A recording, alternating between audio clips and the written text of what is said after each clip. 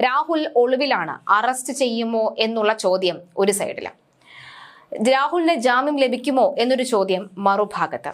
എന്തായിരിക്കും ഈ കേസിന്റെ അന്തിമ വിധി എന്നുള്ളത് മറുഭാഗത്ത്. ആരുടെ ഭാഗത്ത് നിൽക്കണം എന്ന കൺഫ്യൂഷനിൽ ചിലർ. എന്തായാലും സംഭവ ബഹുലം തന്നെയാണ് ഈ വിഷയം. ഈ ഒരു വിഷയത്തിൽ ചില അഭിഭാഷകരുടെ നിർണായക വെളിപ്പെടുത്തലുകൾ, അല്ലെങ്കിൽ അവർ പറയുന്നുണ്ട്, ഞങ്ങൾക്ക് രാഹുൽ മാങ്കൂട്ടമാണോ UDF ആണോ LDF ആണോ അങ്ങനെ വേർതിരിവൊന്നുമില്ല. ഞങ്ങളുടെ മുന്നിലേക്ക് ഇത്രയും ശക്തമായ ഒരു FIR വരുമ്പോൾ അതിന്റെ ഭാവി എന്തായിരിക്കും, അത് കോടതിയിലെത്തുമ്പോൾ എങ്ങനെയായിരിക്കും പോവുക എന്നുള്ള തിരിച്ചറിവ് അല്ലെങ്കിൽ എന്നുള്ള കാര്യം മാത്രമേ ഞങ്ങൾക്ക് പറയാനുള്ളൂ എന്ന് പറഞ്ഞുകൊണ്ട് അവർ പറയുന്ന ചില നിർണായക പോയിന്റ്സ് ഉണ്ട്. അവർ പറയുന്ന ഒരു കാര്യം ഇതാണ്: എത്ര തന്നെ ശക്തമായ FIR ഉണ്ടായിട്ടും ഒരുപക്ഷെ ജാമ്യം ലഭിക്കാനുള്ള സാധ്യത വളരെ കൂടുതലാണ്. ജാമ്യം ലഭിക്കും, കാരണം ജാമ്യത്തിന് മുന്നിൽ തെളിവുകളോ മറ്റൊന്നുമല്ല. കുറ്റം ചെയ്തിട്ടുണ്ടോ ഇല്ലയോ എന്ന് പരിശോധിക്കും. ഇനി അതിൽ മറ്റേതെങ്കിലും വീഴ്ചകൾ സംഭവിച്ചിട്ടുണ്ടെങ്കിൽ അതും പരിശോധിച്ച് ഒരുപക്ഷെ ജാമ്യം ലഭിക്കും. ഇനി കോടതി മുറിയിലേക്ക് വാദങ്ങളിലേക്ക് ഈ കാര്യം വരികയാണെങ്കിൽ എല്ലാ കാര്യങ്ങൾക്കും വ്യക്തമായ ഡെഫിനിഷൻ, അതിന് എല്ലാ കാര്യങ്ങൾക്കും ഈ ഓരോ ഡെഫിനിഷനും വ്യക്തമായ വിശദീകരണങ്ങൾ, വാദം, പ്രതിവാദം, ഒപ്പം ചോദ്യങ്ങൾക്കുള്ള ഉത്തരം, ഇവയെല്ലാം നേരിടേണ്ടി വരുന്ന ഒരു സാഹചര്യം ഉണ്ടാകും എന്നാണ് പറയുന്നത്. അതായത് ഒരിടത്തും യുവതി പറഞ്ഞിട്ടില്ല, ഡോക്ടറിനോട് ഒരിടത്തും പറഞ്ഞിട്ടില്ല അന്ന് പിൽസ് കഴിച്ചു, തന്നെ കൊല്ലാനാണോ ഇവർ നോക്കിയത് എന്ന് ഡോക്ടർ ചോദിച്ചപ്പോൾ ഒരിടത്ത് പോലും യുവതി പറഞ്ഞില്ല താൻ പീഡനത്തിനിരയായി, തന്നെ കൂട്ടമായി ബലാത്സംഗം ചെയ്തു, അല്ലെങ്കിൽ തന്റെ അറിവില്ലാതെ തന്നെ ബലാത്സംഗം ചെയ്തു എന്ന് ഒരിടത്ത് പോലും യുവതി ഡോക്ടറിനോട് പറഞ്ഞിട്ടില്ല. അത് ഒരു നിർണായക വീഴ്ചയായിട്ട് യുവതിയുടെ ഭാഗത്ത് നിന്നും ഉണ്ടായിട്ടുണ്ട്. അതൊരു പക്ഷെ രാഹുലിന് ആശ്വാസമാകാനുള്ള ഉണ്ടാകാനുള്ള സാധ്യതയുണ്ട് എന്നും പറയുന്നുണ്ട്. എന്തായാലും ഇത്രയും FIR ഇത്രയും കനത്തിനൊക്കെ ഇരിക്കുമ്പോൾ ഒരുപക്ഷെ പുഷ്പം പോലെ കോടതിയിലേക്ക് ഈ കേസ് പൊളിയാനുള്ള സാധ്യതയും ഉണ്ട് എന്നാണ് മനസ്സിലാകുന്നത്. ഒരുപക്ഷെ കൂടുതൽ ശക്തമായി തന്നെ മുന്നോട്ട് പോകാനുള്ള സാധ്യതയും ഉണ്ട് എന്നാണ് മനസ്സിലാകുന്നത്. എന്തായാലും ജീവപര്യന്തം തടവ് കിട്ടാവുന്ന ബലാത്സംഗ കുറ്റങ്ങൾ ഉൾപ്പെടെ ചുമത്തി രാഹുൽ മാങ്കൂട്ടത്തിൽ MLA-ക്കെതിരെ കേസ് വരികയാണ്. പിന്നാലെ ഉഭയസമ്മത പ്രകാരമുള്ള ശാരീരിക ബന്ധമെന്നും രാഷ്ട്രീയ ഗൂഢാലോചനയെന്നും രാഹുലിന്റെ മുൻകൂർ ജാമ്യാപേക്ഷയിൽ തന്നെ പറയുന്നു. മാത്രമല്ല 2 തവണ രാഹുലിനെ തേടി യുവതി പോയിട്ടുണ്ട് എന്നും പറയുന്നുണ്ട്. അപ്പോൾ ബലാത്സംഗം എന്ന വാദം പലയിടത്തും പിഴച്ചു പോകുന്ന ഒരു സാഹചര്യം ഉണ്ടാകുന്നു എന്നാണ് മനസ്സിലാകുന്നത്. മാത്രവുമല്ല യുവതി പറയുന്നുണ്ട് സുഹൃത്തായിരുന്നു എന്നും പറയുന്നുമുണ്ട്. എന്തായാലും കേസ് കോടതിയിൽ എത്തുമ്പോൾ എങ്ങനെയായിരിക്കും എന്നറിയണം. ശാസ്തമംഗലം അജിത് കുമാർ അടക്കമുള്ളവരാണ് ഈ കേസ് കോടതിയിൽ വാദിക്കുന്നത്. മാത്രമല്ല കഴിഞ്ഞ ദിവസം അജിത് കുമാറിന്റെ തന്നെ നമുക്ക് പ്രതികരണം കേൾക്കുമ്പോൾ നമുക്ക് മനസ്സിലാകും നീണ്ട നാളത്തെ ഒരു ബന്ധമായിരുന്നു ഇവർ തമ്മിൽ ഉണ്ടായിരുന്നത്.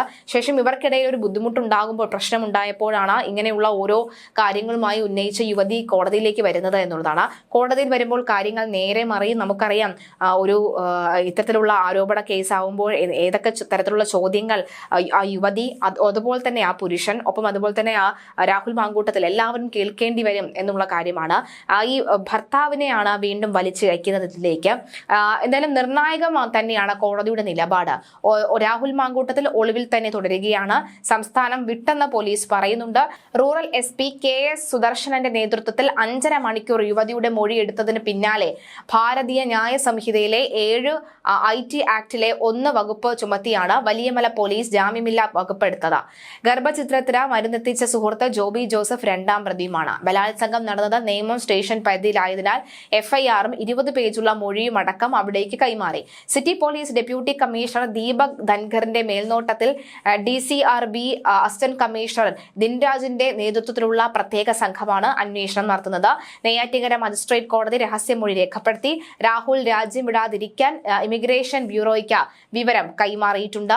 എന്തായാലും ഗർഭത്തിന് അവരുടെ ഭർത്താവാണ് ഉത്തരവാദി എന്നും ഗർഭചിത്രം നടത്തിയത് യുവതിയുടെ ഇഷ്ടപ്രകാരമാണെന്നും മുൻകൂർ ജാമ്യ ഹർജിയിൽ പറയുന്നു. ഭർത്താവ് BJP നേതാവാണെന്നും പരാതിക്ക് പിന്നിൽ CPM BJP ഗൂഢാലോചനയായിരുന്നുവെന്നായിരുന്നു രാഹുലിന്റെ വാദം. എന്തായാലും പാലക്കാട് പീഡിപ്പിച്ചു, തിരുവനന്തപുരത്തും പാലക്കാടും പീഡിപ്പിച്ചു എന്നാണ് FIR പറയുന്നത്. 2025 മാർച്ച് 4-ന് പരാതിക്കാരുടെ തൃക്കണ്ണാപുരത്തെ ഫ്ളാറ്റിൽ പീഡിപ്പിച്ചു. 17-ന് ഫ്ളാറ്റിൽ വെച്ച് ഭീഷണിപ്പെടുത്തി, നഗ്ന വീഡിയോ പകർത്തി, ജീവിതം നശിപ്പിക്കുമെന്ന് ഭീഷണിപ്പെടുത്തി. ഗർഭിണിയായ ശേഷം ഏപ്രിൽ 22-ന് ഫ്ളാറ്റിൽ വെച്ചും മെയ് അവസാന ആഴ്ചയിലെ 2 ദിവസം രാഹുലിന്റെ പാലക്കാട്ടെ ഫ്ളാറ്റിലും പീഡിപ്പിച്ചു. ജോബി ജോസഫ് മെയ് 30-ന് കൈമനത്ത് നിന്ന് ചുവന്ന കാറിൽ കയറ്റി ഗർഭചിത്രം നടത്താനുള്ള ഗുളിക കൈമാറി. രാഹുൽ നിർബന്ധിച്ച് ഗുളിക കഴിപ്പിച്ച് ഗർഭചിത്രം നടത്തി. ജീവപര്യന്തം വരെ കിട്ടാവുന്ന കുറ്റങ്ങളാണ് ഉണ്ടായിരുന്നത്. BNS 64/2 വിശ്വാസം മുതലെടുത്ത തുടർച്ചയായ ബലാത്സംഗം 10 വർഷം തടവ് മുതൽ ജീവപര്യന്തം വരെ. 64(2) ഗർഭിണിയാണെന്ന് അറിഞ്ഞിട്ട് ബലാത്സംഗം ജീവപര്യന്തം വരെ. 64(2) തുടർച്ചയായ ബലാത്സംഗം 10 വർഷം മുതൽ ജീവപര്യന്തം വരെ. BNS 89 നിർബന്ധിച്ചുള്ള ഗർഭചിത്രം 10 വർഷം തടവ് ശിക്ഷ ജീവപര്യന്തം വരെ. 115/2 മർദ്ദനം, ഭീഷണി, വേദനിപ്പിക്കൽ 1 വർഷം തടവ് 10,000 രൂപ പിഴ. 351(3) ഭീഷണി 7 വർഷം തടവും പിഴയും. BNS 3(5) കുറ്റകൃത്യത്തിൽ ഒന്നിലേറെ പേർ ജോബി പ്രതി എന്നുള്ള കാര്യമാണ്. ഇനി IT ആക്ട് 66E സമ്മതമില്ലാതെ സ്വകാര്യ ദൃശ്യങ്ങൾ എടുത്ത് പ്രചരിപ്പിക്കുമെന്ന് ഭീഷണിപ്പെടുത്തി 3 വർഷം തടവും 2 ലക്ഷം രൂപ പിഴയും. ഇനി നമുക്ക് അഡ്വക്കേറ്റ് ബബിന പറയുന്ന വാക്കുകൾ നമുക്കൊന്ന് കേൾക്കാം. ബബില കൃത്യമായി തന്നെ ഇക്കാര്യങ്ങൾ വിശദീകരിക്കുന്നു. കോടതിയിൽ എന്തായിരിക്കും സംഭവിക്കുക എന്ന് പറയുന്നു. ഒപ്പം അതുപോലെ തന്നെ ബബില എടുത്തു പറയുന്നു, ഞങ്ങൾക്ക് രാഹുൽ മാങ്കൂട്ടമെന്നോ അല്ലെങ്കിൽ UDF എന്നോ LDF എന്നോ എന്നൊന്നും തന്നെ വ്യത്യാസമില്ല. ഞങ്ങളുടെ മുന്നിൽ ഇത്രയും ശക്തമായ, ഇത്രയും പീഡനത്തിന്റെ ഒക്കെ തന്നെ കാര്യം പറഞ്ഞുകൊണ്ട് ഇത്രയും ശക്തമായ ഒരു FIR വരുമ്പോൾ കോടതിയിൽ എങ്ങനെയായിരിക്കും നടക്കുക എന്ന കാര്യത്തെ കുറിച്ച് നമുക്കൊരു വിശദീകരണം ഉണ്ട് എന്ന് പറഞ്ഞുകൊണ്ടാണ് അവർ ബൈറ്റ് നൽകിയിരിക്കുന്നത്. അതൊന്ന് കേൾക്കാം. അല്ല, നിയമം ഭർത്താവിൽ നിന്ന് എന്ന് പറയുന്നില്ല. പകരം നിയമം പറയുന്നത് എന്താണ്? കുട്ടി ഉണ്ടാവുകയാണെങ്കിൽ അതിനെ അഡൾട്ടറിയിൽ ഉണ്ടാക്കിയ കുട്ടിയാണെങ്കിൽ പോലും അതിന് ഹസ്ബൻഡ് തന്നെയാണ് ഫാദർ എന്ന് പറയുന്നുണ്ട്. 112 എവിഡൻസ് ആക്ടില് അത് അങ്ങനെ ഒരു ഇത് കൊണ്ടുവന്നിട്ടുണ്ട് 2025 മുതൽ. പിന്നെ കൂടാതെ അഡൾട്ടറി ഇന്ത്യയിൽ ക്രൈം അല്ല. ഇപ്പം 2018 Joseph Shine versus union of India വന്നതിന് ശേഷം IPC വിഷയത്തിൽ നിലനിൽക്കുന്ന ഒന്നല്ലല്ലോ. അല്ല, അഡൾട്ടറി ആണെങ്കിൽ എന്ന് പറയുന്നതുകൊണ്ട് അഡൾട്ടറിന്റെയും കാര്യങ്ങളും കൂടി പറയണം. അതായത് താങ്കൾ പറയുന്നത് ഇത്രമേൽ ശക്തമായ FIR ആണ് എങ്കിൽ പോലും രാഹുലിന്റെ ചില വാദങ്ങൾ ഉന്നയിച്ച് ജാമ്യം തേടാൻ പറ്റുന്ന ഒരു സിറ്റുവേഷൻ ഉണ്ട് എന്ന് സംശയിക്കുന്നുണ്ടോ താങ്കൾ? അല്ല, ജാമ്യത്തിന്റെ കാര്യത്തിൽ നിന്നും ഞാൻ പറഞ്ഞില്ലേ, ജാമ്യം രാഹുൽ മാങ്കൂട്ടം ഇതൊന്നും അല്ല. അഡൾട്ടറി നിലനിൽക്കില്ല എന്ന് പറഞ്ഞു കഴിഞ്ഞാൽ ഈ സ്ത്രീയുടെ ഹസ്ബൻഡ് വരുവാണെങ്കിൽ ഈ അഡൾട്ടറി വെച്ചിട്ട് അയാൾക്ക് സിവിൽ കേസ് കൊടുക്കുവാണെങ്കിൽ, അതായത് ഫാമിലി കേസ് കൊടുക്കുവാണെങ്കിൽ സിവിൽ മാറ്റേഴ്സിൽ അത് അഡൾട്ടറി കാര്യമാണ്. അങ്ങനെ പക്ഷേ യുവതിയുടെ മൊഴി അനുസരിച്ച് ഭർത്താവുമായി ഒരുമിച്ച് കഴിഞ്ഞത് 4 ദിവസം എന്നാണ് പറയുന്നത്. അതാ ജീവിച്ചിട്ടില്ല എന്നുള്ളത് തെളിയിക്കാൻ പറ്റണം. ഇല്ലെങ്കിൽ അങ്ങനെയാണെങ്കിൽ മാത്രമേ ഉള്ളൂ കാര്യം. അത് അവര് തെളിയിക്കണം. എവിഡൻസ് ടൈമിലേക്ക് വരുമ്പോഴാണല്ലോ ഈ കാര്യമുള്ളൂ. ബെയിലിന് എവിഡൻസ് ഇല്ലല്ലോ. പ്രൈമ ഫേസി അയാൾ കുറ്റം ചെയ്തിട്ടുണ്ടോ ഇല്ലയോ എന്നല്ലേ ബെയിലിൽ നോക്കുന്നുള്ളൂ. അല്ല, അത് താങ്കളുടെ ഒരു നിരീക്ഷണത്തിൽ എന്താണ് മനസ്സിലാക്കാൻ സാധിക്കുന്നത്? കോടതിയെ സംബന്ധിച്ചിടത്തോളം ഇപ്പോഴത്തെ FIR അതിശക്തമാണ് എന്നാണല്ലോ പറയുന്നത്. കോടതിയെ സംബന്ധിച്ചിടത്തോളം ബെയിലിൽ നോക്കുന്ന പ്രൈമ ഫേസി ഇയാള് കേസ് ചെയ്തിട്ടുണ്ടോ അല്ലെങ്കിൽ ഈ ക്രൈം ചെയ്തിട്ടുണ്ടോ, ഈ കേസ് നിലനിൽക്കുന്നതാണോ എന്നാണ് നോക്കുന്നത്. അയാൾക്ക് ബെയിൽ കൊടുക്കാൻ പറ്റുമോ എന്നുള്ള കാര്യത്തില് അതിൽ സെർട്ടൈൻ കണ്ടീഷൻസ് ഓഫ് ബെയിൽ പറയുന്നുണ്ട്. ഒരു 7 കണ്ടീഷൻസ് ഓഫ് ബെയിൽ പറയുന്നുണ്ട്. ആ ബെയിലിന്റെ കണ്ടീഷൻസ് ഒക്കെയാണ് ബെയിൽ കിട്ടുമായിരിക്കും. പക്ഷെ ഈ കേസ് നിലനിൽക്കോ എന്നുള്ളതാണെങ്കിൽ ഇൻ ദ ലോങ് റൺ നിലനിൽക്കോ എന്നാണ്. എവിഡൻസ് ആണല്ലോ അതിന്റെ മുഖ്യം. എവിഡൻസിന്റെ സമയത്ത് വരുവാണെങ്കിൽ ഇതിൽ എവിഡൻസ് എടുക്കുമ്പോൾ 112 സെക്ഷൻ എവിഡൻസ് ആക്ട് അത് വരും. അബോർഷന്റെ അവിടെ വരും. റേപ്പിന്റെ അവിടെ വരുമ്പോ കൺസെന്റ് ഉണ്ടോ ഇല്ലയോ എന്ന് ഡോക്ടറിന്റെ മൊഴി കാര്യങ്ങള്, അങ്ങനത്തെ കുറെ കാര്യങ്ങള് അവിടെ വരുമ്പം തന്നെ അഡൾട്ടറിനെ കുറിച്ചിട്ട് വരും. പിന്നെ ഇതില് റേപ്പിനെ കുറിച്ച്, റേപ്പ് നിരന്തരം റേപ്പ് അതൊക്കെ ഡിഫൈൻഡ് ആവും. ഒപ്പം കഴിഞ്ഞ ദിവസം അഡ്വക്കേറ്റ് ദീപയുടെ പോസ്റ്റും വൈറലായിരിക്കുകയാണ്. കോടതിയിലുള്ള കേസല്ലേ, നീതിന്യായ വ്യവസ്ഥയുടെ ഭാഗമായ എനിക്ക് അതിൽ പൂർണ്ണ വിശ്വാസമുണ്ട്.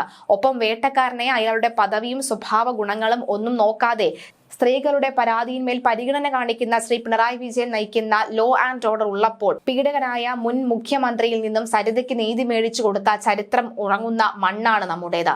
EM ഉരുക്കി ഒഴിക്കുന്ന MLA അടക്കം കുറ്റക്കാരനായി ശിക്ഷിക്കപ്പെട്ട നാടില്ലയോ നമ്മുടേത്?